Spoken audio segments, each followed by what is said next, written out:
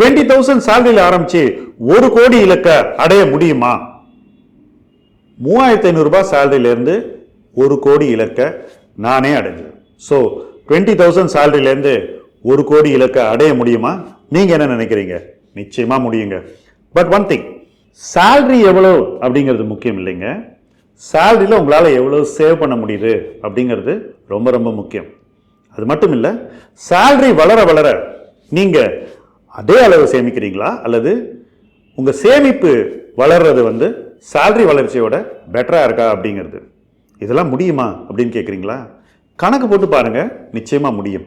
So 20,000 சேலரியில் ஆரம்பிச்சு கூட 1 கோடிக்கு நிச்சயமாக நீங்கள் போக முடியும் முயற்சித்தால். ரெடியா நீங்க? சம்பளம் வளர வளர சேமிப்பை வளர்ப்பது என்பதுதான் ஒரு முதலீட்டு கலாச்சாரம். அந்த கலாச்சாரத்தை நம்ம உள்வாங்கிட்டோம்னா நிச்சயமா நாம செய்யக்கூடிய முதலீடுகள் எல்லாமே நமக்கு வளர்ச்சியை எடுத்து கொடுக்கும். ஒரு ஸ்டேஜில் நாம வளர நம்ம முதலீடு நம்மளோட பெட்டரா வளரும். முக்கியமா சேமிப்பு நம்ம வருமானத்தை விட வேகமாக வளரும்.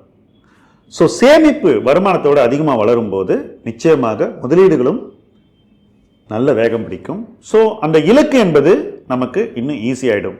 அப்போ கூட 20,000 சேலரி எங்கே, 1 crore எங்கன்னு கேள்வி கேட்குறீங்களா? அதுக்கு கணக்கு போடுவோம்.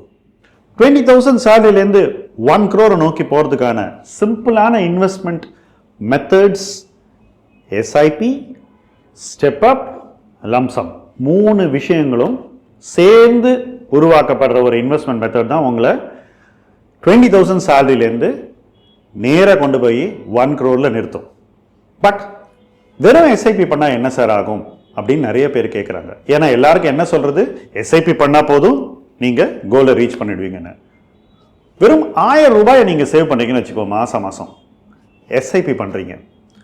அந்த எஸ்ஐபியை நீங்கள் ஒரு சேஃப் ப்ராடக்டில் போடுறீங்க. உங்களுக்கு 12% ரிட்டர்ன் கிடைக்க போகுது ஒவ்வொரு வருஷமும்.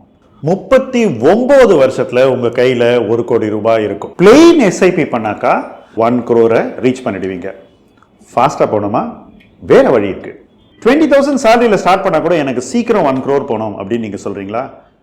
பிளெயின் எஸ்ஐபிக்கு மேலே ஸ்டெப் அப் அப்படின்னு ஒரு கான்செப்டை நான் உங்களுக்கு இப்போ சொல்ல போகிறேன்.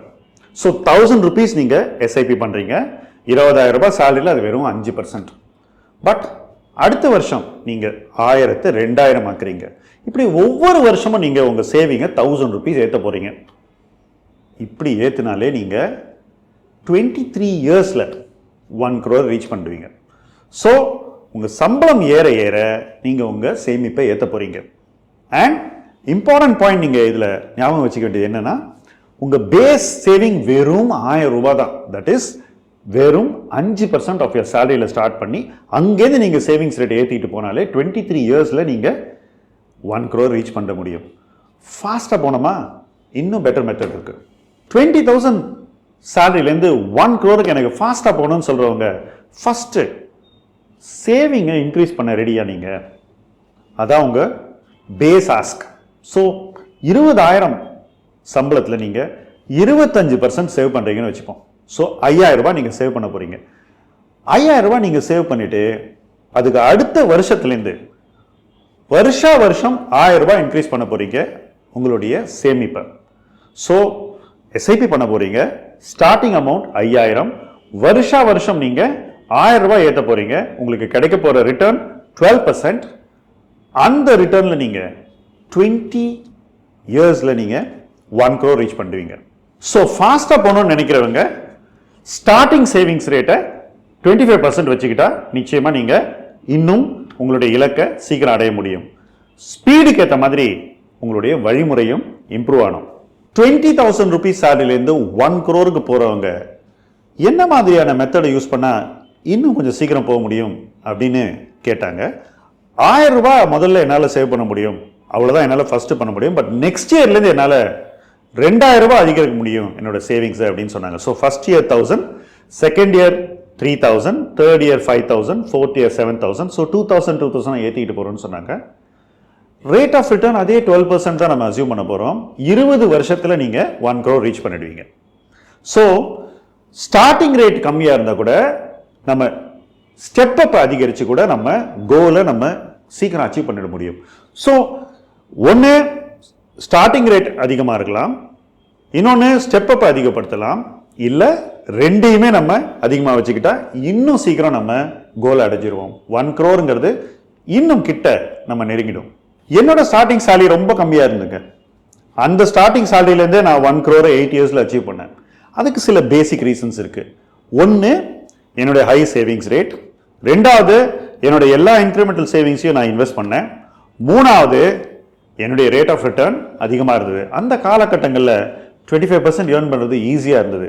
அதுவும் மார்க்கெட் அவ்வளோ வாய்ப்புகளை கொடுத்தது.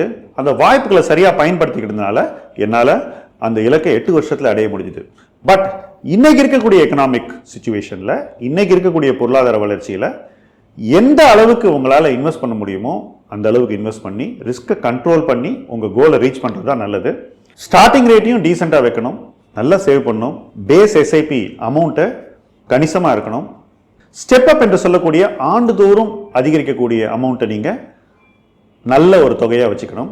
இது தவிர லம்சம் என்ற ஒரு ஆயுதம் உங்கள் கையில் இருக்குது. மார்க்கெட் எப்பெல்லாம் விழுதோ, பெரிய ஃபால் வருதோ, அந்த டைமில் நீங்கள் கணிசமான ஒரு தொகையை போட்டிங்கன்னா அதில் உங்களுக்கு இன்னும் வேகம் கிடைக்கும். இலக்கை நீங்கள் விரைவாக சென்றடைவீர்கள். 1 கோடி என்பது தூரத்து கனவு அல்ல, நெருங்கக்கூடிய ஒரு கோல் தான். நம்புங்க.